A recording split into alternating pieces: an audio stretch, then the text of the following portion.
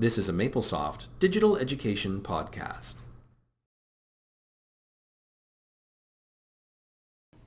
Welcome to the next episode in the Digital Education Podcast series. My name is Steve Furino, and I'm glad to have you here again. I am the Assistant Dean for Online Studies in the Faculty of Mathematics at the University of Waterloo. And with me today is Asha Sadanand from the University of Guelph in southwestern Ontario, and she is in the Economics department. That's right. So tell me, Asha, how you got into online education. Oh, well, I think I started with being in the part of the grant, the MyTax grant, that Jack Weiner was the principal investigator. And basically, there were 5 of us with a graduate student.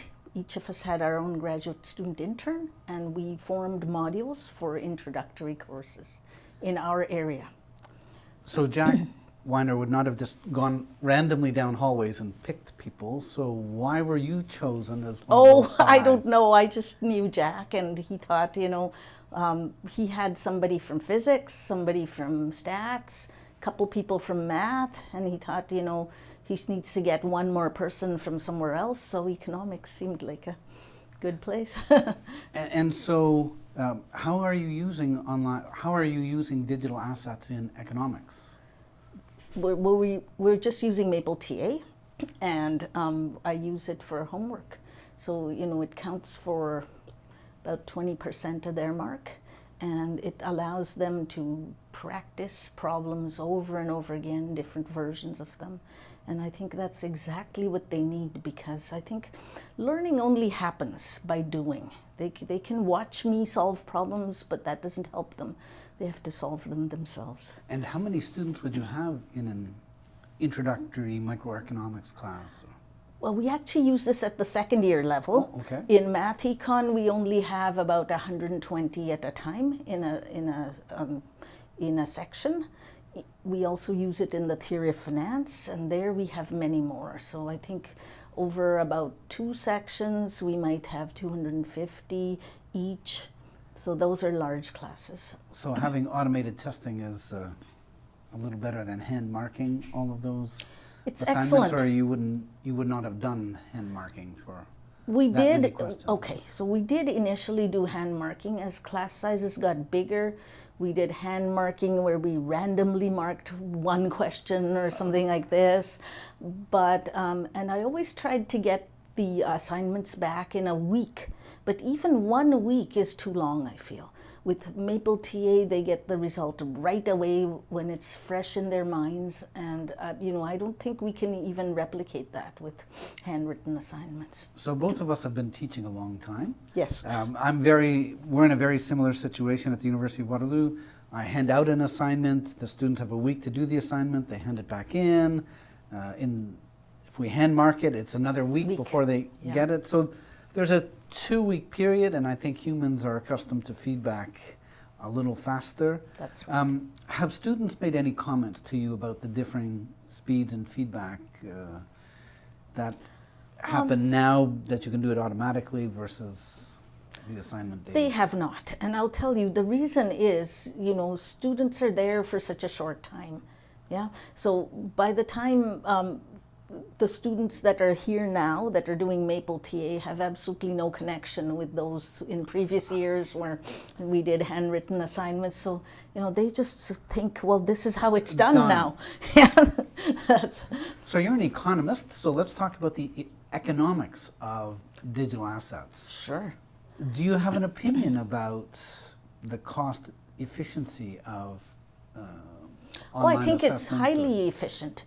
I mean, with the Maple TA, I have them do practice versions of the assignment. I don't know how many they do, but the typical person, some of them do none. Okay, but basically, then they get 5 attempts at the graded one.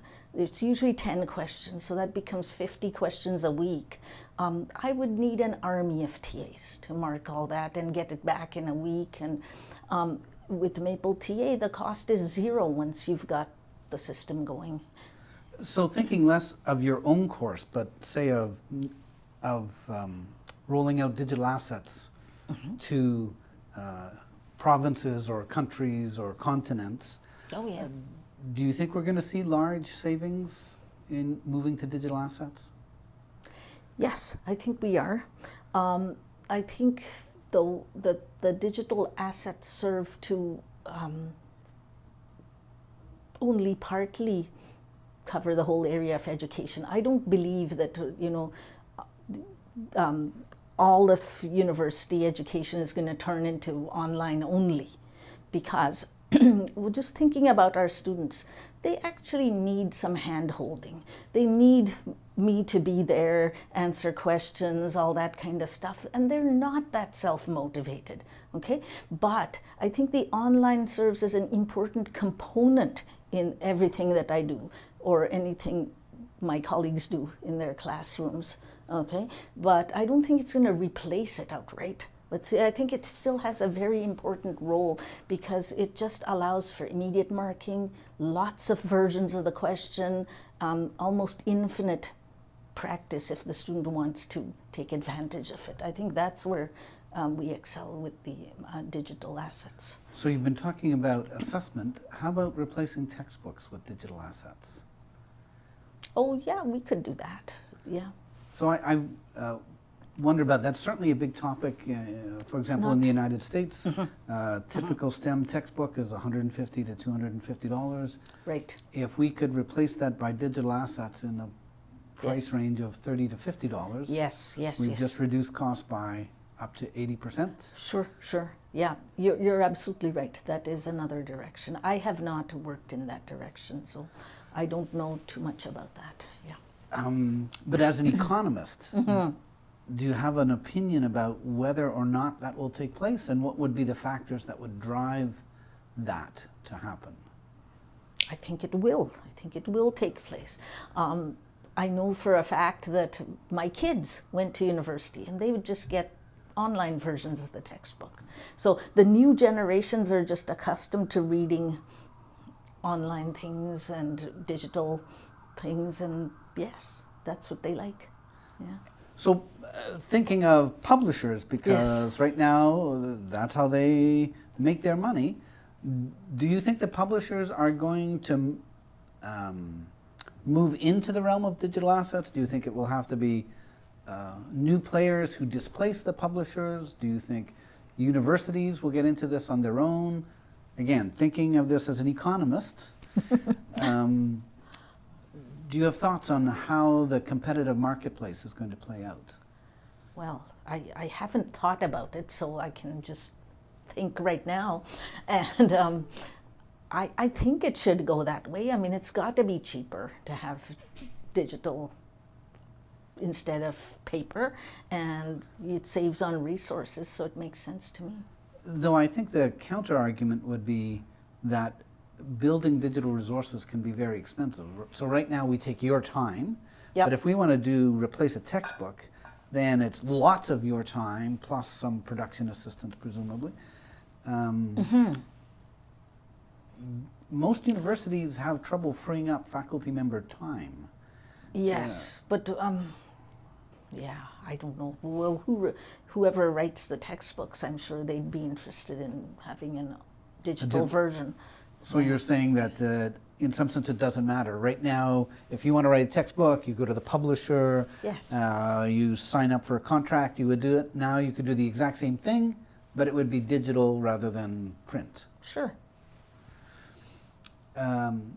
You mentioned, I want to go back to the point that you mentioned about students not doing degrees wholly online. And I have to agree, I think the number of us who have the internal discipline to do 40 courses or however many hours worth of work solely by ourselves to get the degree, it's a small number. We're social animals, we need humans around us. But it's clear that some technology can be much more cost efficient, just as you've described, than other technologies. How do you see that mix of technology and human resources working to help students? Well, I think you're right. I think there's a group of students that are self-motivated. it may seem like there's not many of those, but I think they're still there. I think the fraction of them is pretty constant, okay? But what's happened is that more students are getting degrees now, okay? And so now we start including some of the ones that are not so self-motivated, right? And it's those students that are gonna need the personal input as well. And so we're gonna see a mix of both those things. There are self-motivated people, and I think they could do a degree entirely online because they prefer that. That may cost less, and that's important for them. But there'd be other students that still want the conventional help. They want office hours. They want to be able to talk to people. Also, I think sometimes the student groups also help. They help each other, and I view that as a good thing. I think because they share ideas. If one student is stuck somewhere, but the other student has an idea, and then they help them, I think overall they teach themselves, and I think that's a great thing as well. So I don't think that the sort of online thing is entirely going to replace what we do now. It's going to become a mix. So I absolutely agree that peer-to-peer, you mentioned learning by doing, they're doing mathematics or economics or whatever it is in those discussions, and if they're doing it, that will certainly help them learn. Yes. So imagine I have a magic wand and I can grant you 2 wishes. 2 wishes. About how you might use digital assets in improving economics in Canada, not just at Guelph.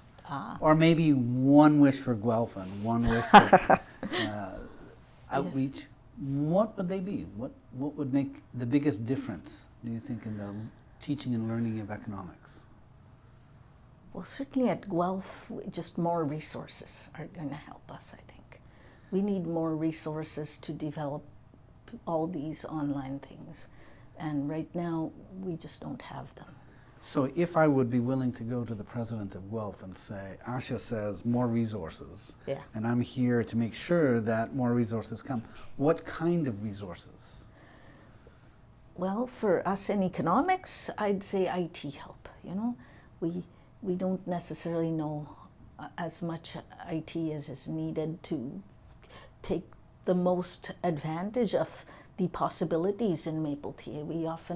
We're just sort of struggling, oh, that's a new command. Oh, we learned that one now. But, there's no sort of systematic way that we form this content. It's just based on bits of knowledge that we've got. But if we had some, IT help, people that actually really know how to use Maple TA, how to do set the questions, oh, that would be fantastic.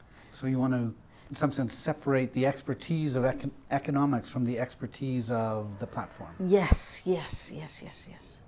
So I think economics is hugely important in civic life, whether it's me as a home buyer not understanding the influence of interest rates, or me as a participant in a pension plan where assumptions about the pension has huge impact, or employment. The employment numbers came out this morning in Canada and the United States.